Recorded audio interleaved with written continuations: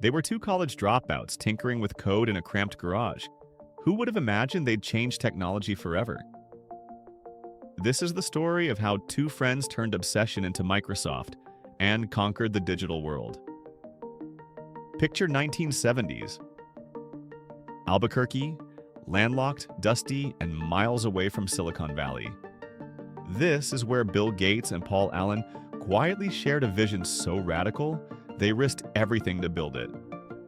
It starts with Bill Gates, a shy, math-obsessed teenager in Seattle, obsessively writing code and dreaming of computers in every home.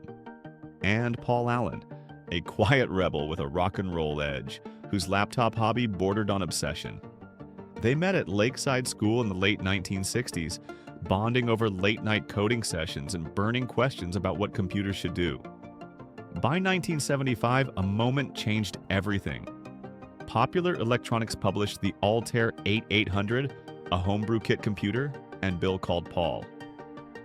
"Paul, we can write software for this. We have to." That one phone call planted a seed. They hustled, skipping classes, pawning belongings, and borrowing $365 from Bill's parents. They set up shop in his childhood garage, filled with cigarette smoke, coffee cups, and endless lines of code. They faced an impossible task: write a basic interpreter in weeks, on paper, before access to the machine. Paul looked at Bill and said, "If it doesn't work word for word, we're dead, Bill."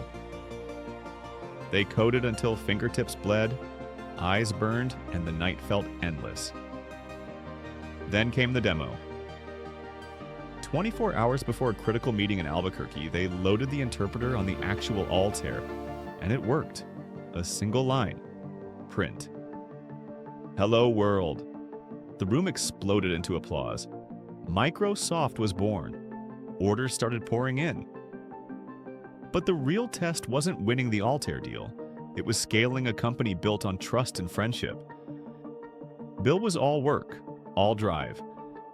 Paul was creative, strategic, and calming. They complemented each other until the cracks started showing. Investors pushed for more aggressive growth. They argued over reinvesting profits versus managing cash flow carefully. What would you do if one partner wanted to slow down and plan, and the other to push forward and risk it all?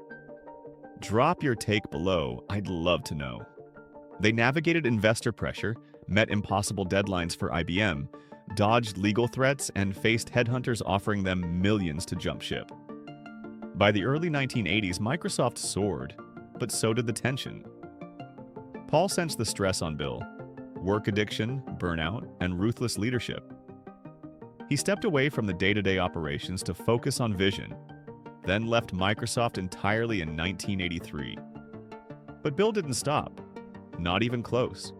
He pushed forward, pivoted Microsoft from basic to operating systems, gambled on licensing to IBM, and it paid off. Microsoft's OS took off. The world shifted to PCs, the empire grew. By 1986, Microsoft went public. Bill Gates became the youngest billionaire. Paul? He sold most of his shares but invested in tech and culture. He and Bill remained partners and friends. Paul's early faith in Bill provided the foundation. Bill's drive transformed it into an empire. Today, Microsoft powers billions of devices. You interact with their work every day, whether through Windows, Office, or servers in the cloud. It all began in that garage between two friends who believed in a world computers could unlock. Bill and Paul's story isn't just about code. It's about trust, about making impossible parts fit, about knowing when to lead and when to step aside. Building a global empire doesn't start with capital. It starts with partnership and shared vision. Sometimes the biggest investment is the person next to you.